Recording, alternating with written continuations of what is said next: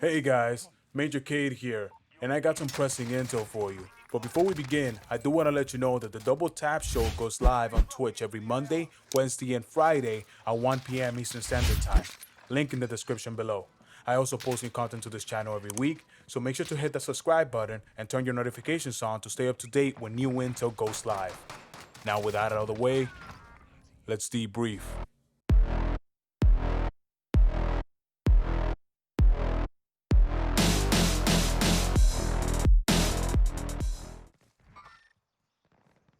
GG boys, GG. Not good game, but get good. Get good is the hyper-aggressive tactic, and the whole point of it is to consistently put yourself out of your comfort zone. You do so with two separate schools of thoughts. The first is to make do with what you have and move before you're ready. Both in life and in Warzone, you have these similar mental pits that are extremely easy to get sucked into, and this is what I would like to call the gear race. The gear race is a mindset where the person believes that they are at their best when they have checked off certain boxes. It's a little voice that plays inside your head telling you that if you want to do this, then you need A, B, C, D, E, F, G, H, I, J, K, L, M, N, O, P, Q, R, S, T, U, V, W, X, Y, and Z. And that's simply not the case. The first part of this tactic was made to force you to work with as little as possible to get the job done. For example, in Warzone, you don't need an armor satchel. You don't need 8 armor plates. You also don't need to do 160 recon contracts to find out where the last circle is. And you definitely don't need a UAV to know where enemies are. And even though some of these things are nice to have, it's a trap because a situation will arise where you don't have all your boxes ticked. And your subconscious plays the dirtiest little trick telling you that you're not ready. And this leads to hesitation. Hesitation leads to death.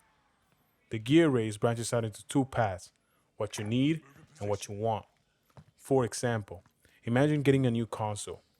And even though you need a game to play on it, you definitely don't need a $200 controller or a $300 pair of headphones.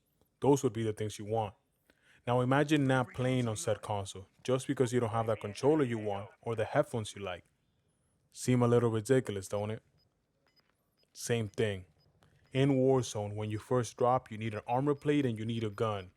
You might want your perfect little loadout, but that should not be priority. Work with whatever the ground gives you. The second part of this tactic has everything to do with playing styles. In Warzone, everyone has a favorite spot they like to drop at.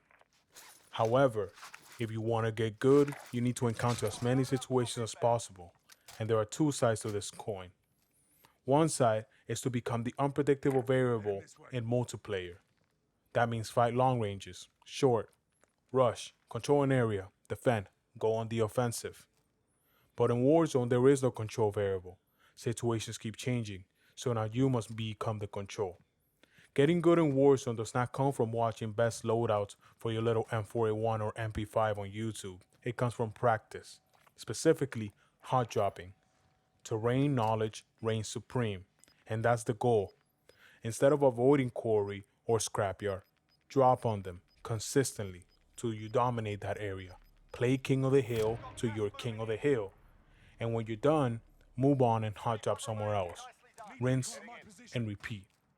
A quick tip for this is when you play with other people, let them lead. You will soon see their niche areas and how they operate in them. Pay close attention to where they land and how they move. Take what you can from them. It will speed up the process. These case studies are going to be a little bit different. I mean, so far every single episode's case studies are, but these case studies are going to show you situations where I was ill prepared or mal-equipped, but I still got the job done. Because that is the whole point of this tactic, to work with nothing. If you can do it with minimal, then you can excel in the maximum. Let's go to work.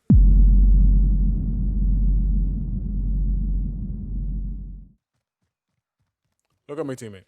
Look how far he is away from me. You think that's gonna stop me from engaging these two dudes? No. Situations like this will show you how to prioritize a kill, how to deal with multiple threats at once, and to not be afraid when you're outnumbered. No gun, no problem. This pila ought to do. Again, all I have is one plate, all I have is a launcher, and obviously the Glock you start off with. What can I do with this? I noticed that he got off the truck, so track him, hit him when the truck hits. Boom, destroyed. What am I gonna start doing? Start moving. Let's go.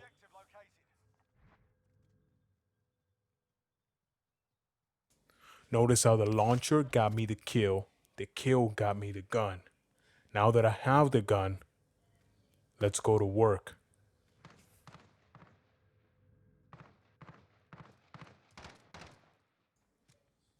So I spot this guy right here. Knowing that I can win on the engagement, immediately get off the X. Reposition. But instead of re-engaging him, I notice that my teammate is in a bit of trouble. So what am I gonna do? Stop that execution. Immediately finish him off, catch a reload, pop the one plate, and before he gets a chance, re-engage. Look at this guy. He's chilling there.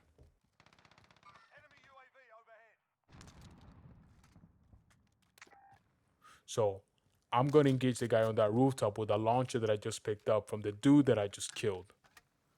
But right now he's absolutely missing. So I'm trying to see where he's at, but then I see that red car come up. So what am I gonna do? I'm gonna engage that. The minute I hit him, I'm moving. I'm not waiting for my teammate that's doing something else in that other building over there. I'm engaging now. And this is where a part of the tactic comes in, which is to move before you're ready.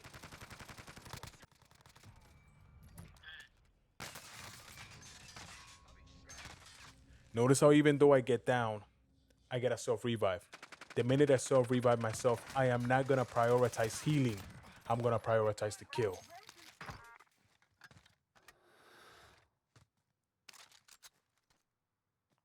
I just finished my hand over fist gunfight technique in the gulag that secured my redeployment. But my loadout drop is conveniently here. But the minute that I get it, I see two hostiles. Now mind you, I do not have a plate. My teammate is 318 meters away and I only have 20 bullets. But that's not gonna stop me from engaging. I never shy away from an engagement. Destroyed. Move on. This one is special. It really is. I was playing with my teammate. He got disconnected. But again, so this is me playing duels by myself. Going up against a helicopter with two dudes with a PKM, iron sights. I want you to put in the comments down below right now if you think I'm gonna win this. I just literally want you to stop it and say, does this dude got this? This is what I mean by being hyper aggressive. Notice how I took some damage. I have one plate and probably a quarter gone. I'm gonna reload my weapon, but I am not gonna prioritize healing. And that's what I mean. You need to move before you're ready. Pop that silence on to cover that ground because I know that they're doing the recon right here. And right as they're getting on the airplane, one down. Airplane is disabled. Two down. Team wiped. The point of this tactic is to see as many situations as possible. That way when they arise again, you will be able to deal with them. Again, clearing a house with one of the slowest AK-47s ever made. It's something that doesn't come natural, especially to somebody like me who only plays with DMRs. Also, remember that when you attack, follow through. I know that his buddy's right here. They were separated, but I'm not gonna wait. I'm gonna attack.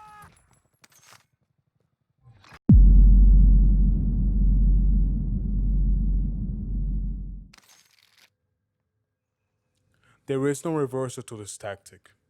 Choosing to shy away from engagements because you feel that you're not ready is just prolonging the inevitable.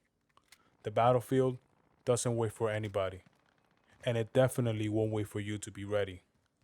If you need to prepare before you can put in work, then prepare to fail as well. If you drop income areas, then you will never get better. If you never get better, then again, prepare to fail as well. Learn to work with a minimum and maximize it. It's called killing on a budget. Learn to best the opposition with nothing. And as always, GG boys, GG. Except for him. He didn't even try to get off the X. He too needs to get good.